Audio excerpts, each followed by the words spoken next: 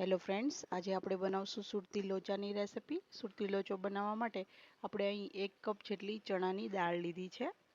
એને આપણે એક વાસણમાં આ રીતના લઈ લેશું.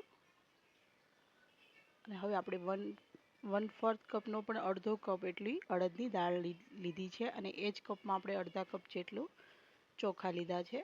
ચોખાની બદલીમાં તમે પૌવા પણ એડ કરી શકો છો. હવે આપણે આ બધાને બરોબર મિક્સ કરી અને ધોઈ લેશું. જો તમે આ ટાઈમ ઉપર પૌવા યુઝ કરવાના હોય ને તો પૌવાને તમારે એડ નથી કરવાના. અડદની દાળ અને ચણાની દાળને પલાળી દેવાની છે. હવે આપણે આને 2-3 વાર સાફ પાણીએ ધોઈ લેશું. ધોઈ અને આપણે ઢાંકી અને આને આપણે 4 થી 5 કલાક માટે મૂકી દેવાનું છે. 4 થી 5 કલાક થઈ ગઈ છે, આપણા દાળ ચોખા પલળી ગયા છે. આપણે આ રીતના ચેક કરી લઈએ. જો આપણે અંગૂઠાની મદદથી દાળને પ્રેસ કરીએ તો દાળ તૂટે છે. આપણી દાળ બરોબર પલળી ગઈ છે. હવે આપણે મિક્સર જારમાં દાળ ચોખા લઈ લઈશું. એમાં આપણે 3 લીલી મરચી એડ કરી દઈશું અને 1 આદુનો ટુકડો એડ કરીશું. આદુના ટુકડાને આ રીતના કટ કરી અને એડ કરી દેવો. હવે આપણે એમાં અડધી વાટકી જેટલું દહીં એડ કરીશું. આ રીતના અડધી વાટકી જેટલું દહીં એડ કરી દેવું.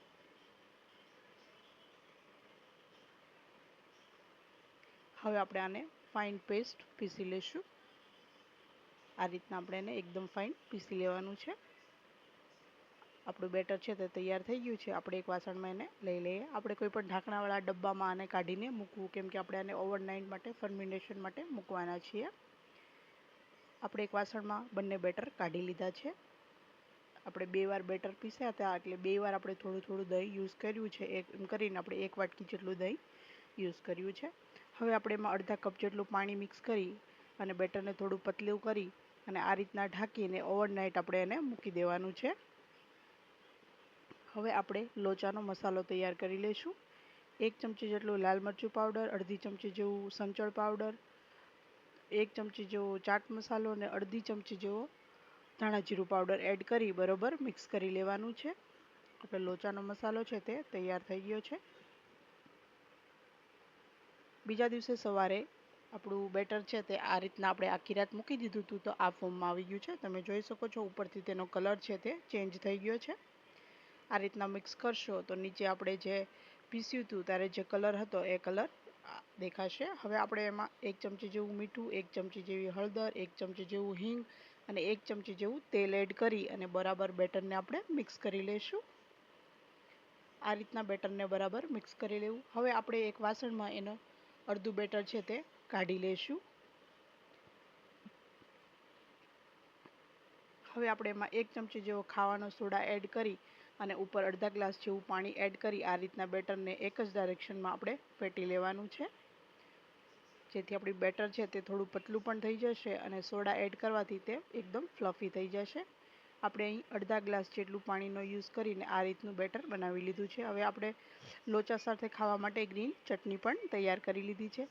હવે આપણે થાળીમાં આ રીતના તેલ લગાવી અને થાળી તૈયાર કરી લેવી.